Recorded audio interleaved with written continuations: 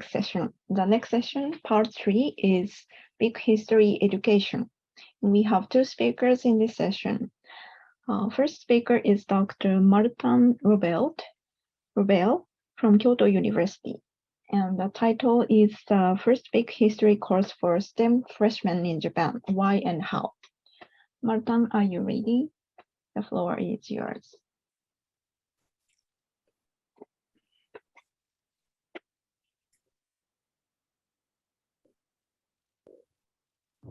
Hello. Yes. Thank you, Yuri. I just want to make sure I'm going to start this slideshow, and yes, the slideshow is just you're able to see the slides properly? Yes. Okay, thank you. Yes. Okay, thank you. As you can see here, I'm Martin Robert from the Graduate School of Pharmaceutical Sciences at Kyoto University. And I want first to thank the organizers of this symposium, especially Nobuo, who has kindly extended an invitation here for me to present at this unique webinar.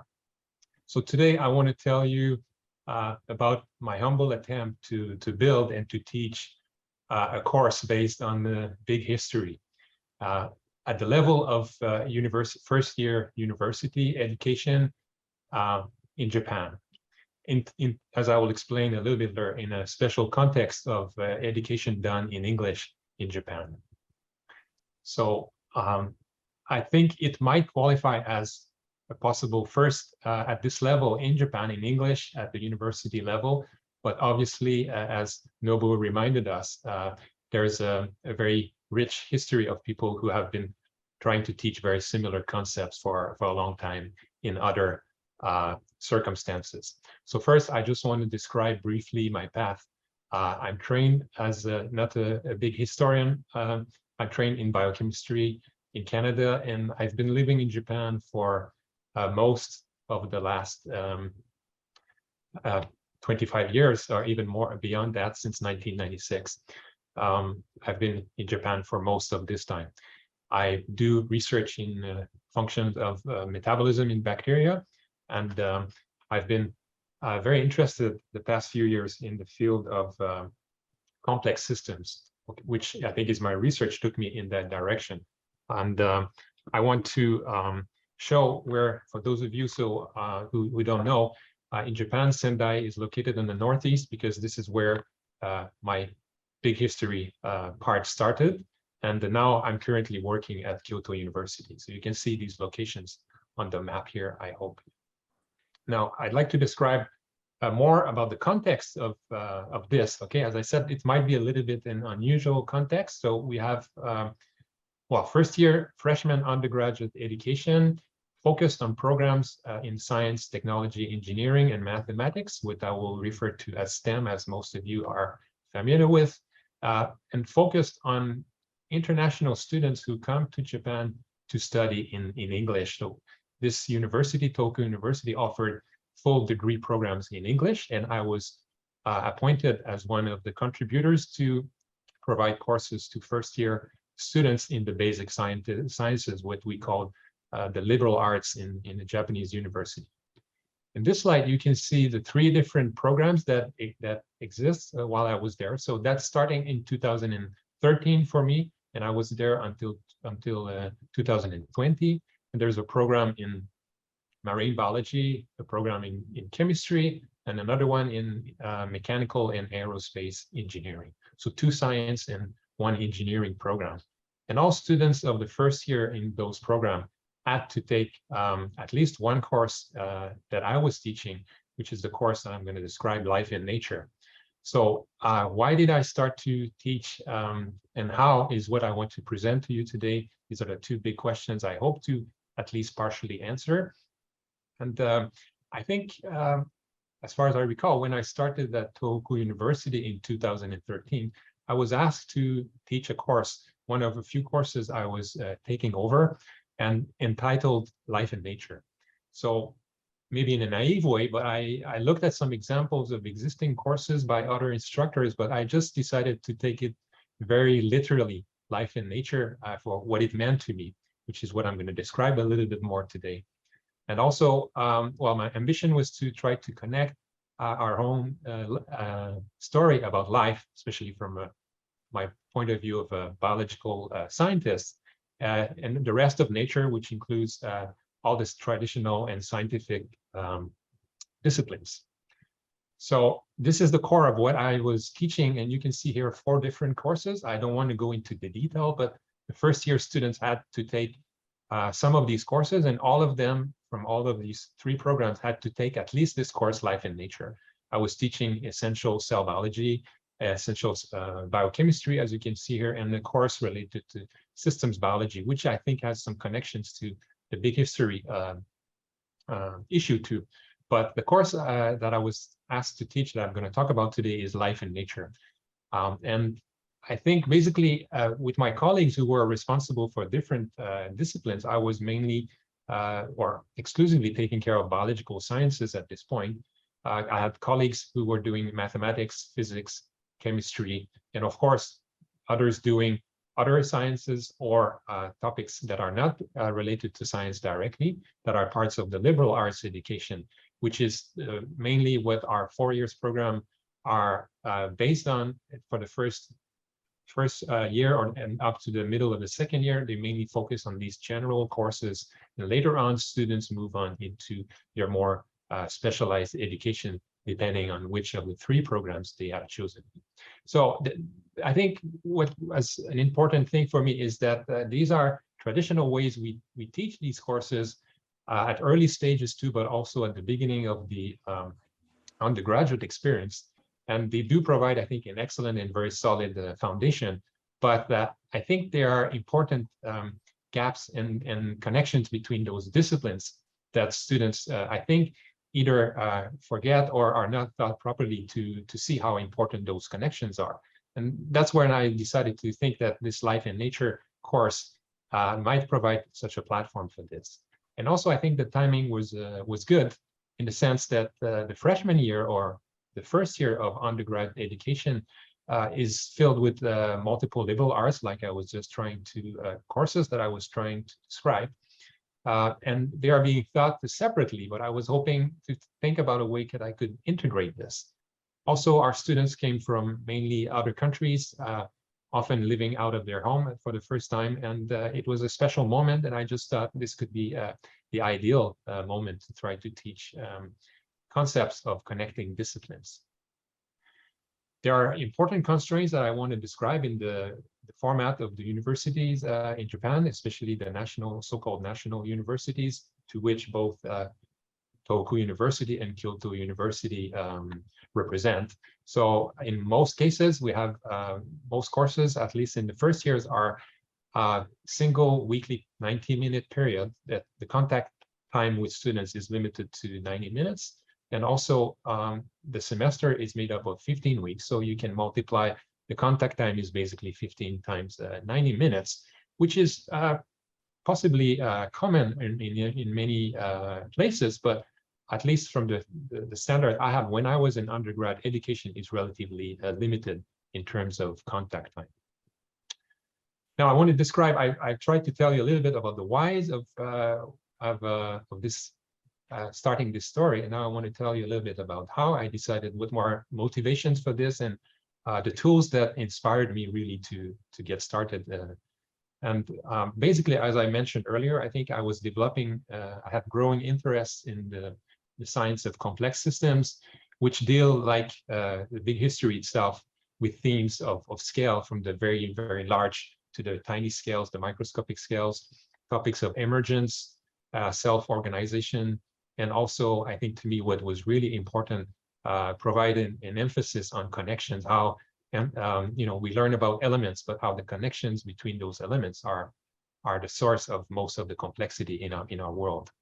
So I wanted to try to teach how the origin of life has deep roots in the rest of the history of our universe, and also try to illustrate this and how complexity principles are ultimately derived from simple phenomena. Okay, which is what is the very satisfactory point, I think, from my point of view, and that I hope to spread with the students. Okay, there are a lot of details that make our life much more complicated, but it's very satisfying to know about simpler rules.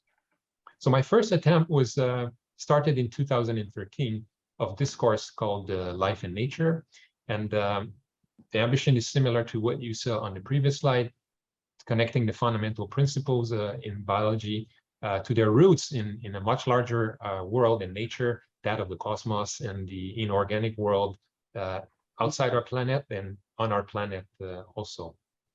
So the course, this is literally taken from the syllabus back then, so aims to provide an introduction to natural systems, ecology, biodiversity, as well as complexity field.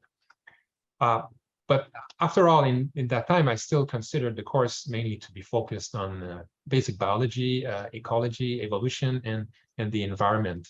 The next slide shows more details about the actual content directly taken from the syllabus, which is not what I would like to describe in details, but you can see here that we start discussing a little bit first about what is life and what is nature. If we can find, if we can have an interesting discussion, they are not always easy to define. So, but that always a very nice icebreaker to the beginning of this course. And then other parts, and that time was more limiting. I was starting from already the history of our Earth, mainly the cycles of matter and energy on our planet, biodiversity, ecosystems and life, interactions between organisms. As I said, our interactions are critical, population growth dynamics, evolution, adaptation, natural selection, standard biological science material. Also a little bit of introduction to complex systems, and also as life itself as being, I think, something that qualifies as the ultimate complex system. So where all levels of these disciplines of science come together to make us and the other living organisms on our planet. So at that point, this is covering the first 2 years I was teaching that course. And in 2015, I stumbled, I think, as far as I remember, by chance, on TED Talk by David Christian that I suspect many of you have watched before. And I think he makes a very eloquently, in 18 minutes, a very important point about our history in a very big scale in a short time. But also he introduced the Big History Project with his collaborators, with a project that they just had started a few years earlier. And that really was the hook for me, because when I looked up this Big History Project site, I found out how much resources were already available to complement those that I had started with in my own course about life and nature. Okay, so that's a turning point. And also there was something happening in our university due to priorities that were being offered by the government to focus a bit also on technology. My courses were strictly about science, but I think when asked if I can put in my course a bit about technology, I just thought that was a good timing too, because the Big History Project also includes all of human development and the development of technology that we are familiar with to some extent, but the roots date back to the whole story behind that. So I just thought this was a good timing, and I found this content and I decided to change my course. And in 2015, I started the first instance of my course that I called basically Big History with the subtitle, The Organization and Evolution of the Universe, from the Big Bang to now in one semester. The content, literally most of it is and was taken from the Big History Project, which is now hosted, as you can see here, on the Open Education site. It used to be on a different site, a dedicated BHP site, which doesn't matter. I think that the content has been ported absolutely the way it was and maybe even expanded. So really that was the focus. Many of you may know that this content is especially focused for, has been developed for younger students, but I never thought the content was underwhelming. I had to keep skipping some parts. And on the other end, I wanted to have a few parts, and I'm going to describe this to you a little bit more in the coming slides. Another great resource that I found was this site. There are courses, I think, which are very similar around the world to Big History that are often referred to as Cosmic Evolution. And this is a wonderful site by Eric Chesson at Harvard that produced very complementary content to that of the Big History, much more in details in terms of the science, which is what I was also hoping to get at some point, additional details from what you could find on the Big History project. So the model I took was to take the Big History project of David Christian and others, together with some customized content. I was curating things as I went along. And I wanted to talk a little bit more about fundamental things in physics and forces, although that is vastly out of my expertise. And also I wanted to expand the part on life, which is one unit in the Big History project. But since I was instructor of biological sciences, I just thought it was both my responsibility and also an opportunity to expand on that part. And this came at the cost that I had to significantly shrink the latter part, the end part of the Big History timeline on human development, not because of its importance, but of the time constraints in this case, since I was trying to focus on the science part. So now let me show you this more later version of the course of this history of the universe, without any details here, but you can see the main headlines of the different parts, which are, for anyone who's familiar with the Big History project, would recognize immediately. So starting with what is Big History, then you have both the disciplines in black and the specific focus of these units in blue. So a bit of cosmology, physics, the Big Bang and the expanding universe, cosmology and astronomy, how stars and elements form, and how the stars are the very source of all the chemical elements we're familiar with.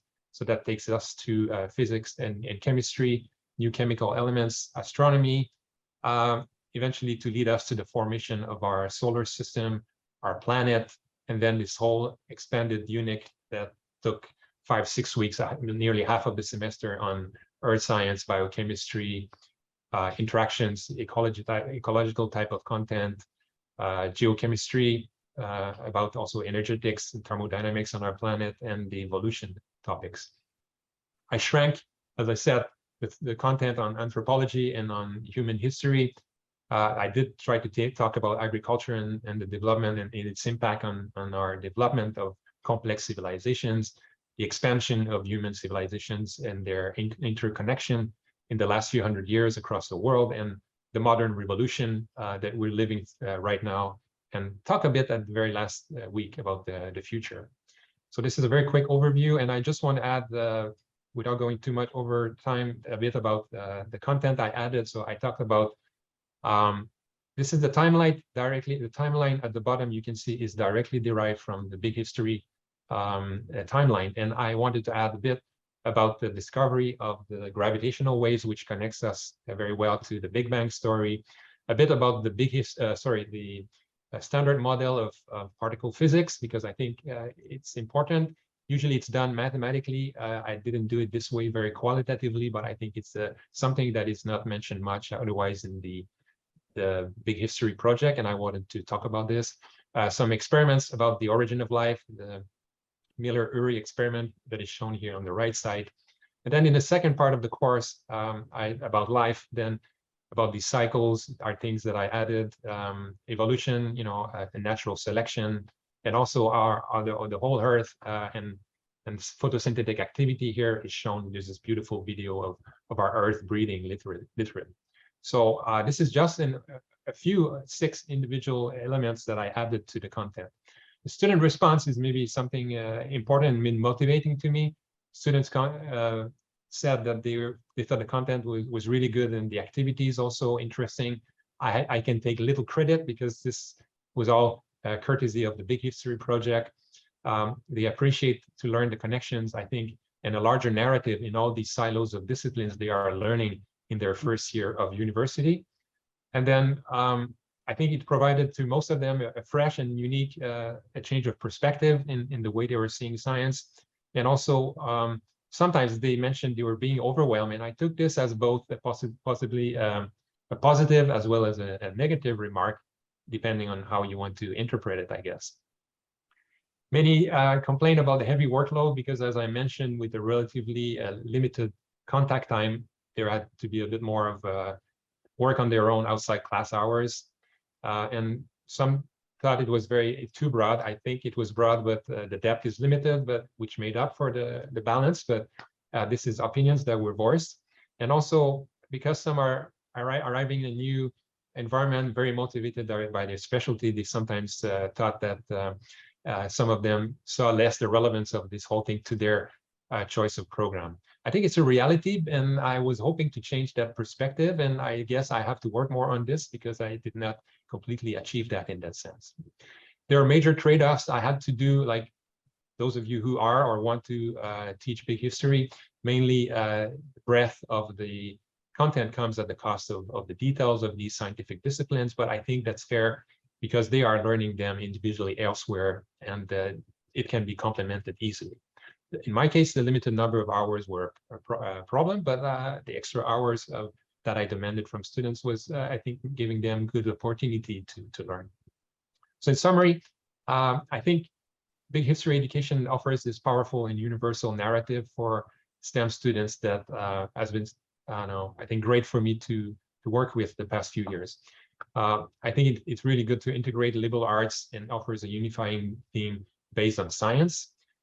As a university level course for freshmen, I think heavily based on the BHP, but with some curated content, I never had issues of the content being either too much overwhelming, neither underwhelming. And it's a single semester course, which I have to cut in many parts. There are these trade-offs that I mentioned because of this very reason of time limitations, and there are many challenges and rewards. I've tried to do this as a single instructor for this course, trained in biochemistry. There were many challenges for me also, but it's been rewarding, and I think I've been able to do that to a successful extent. The response has been positive by most students, and this is really motivating. Now, finally, I just want to say, of course, I wish that there will be increased presence of big history in Japan at the university level and also at other levels of education. I think the academic structure doesn't always make it easy for us to actually develop those courses because of the traditional divided structure of scientific disciplines. And I think efforts of the International Big History Association will be important for this.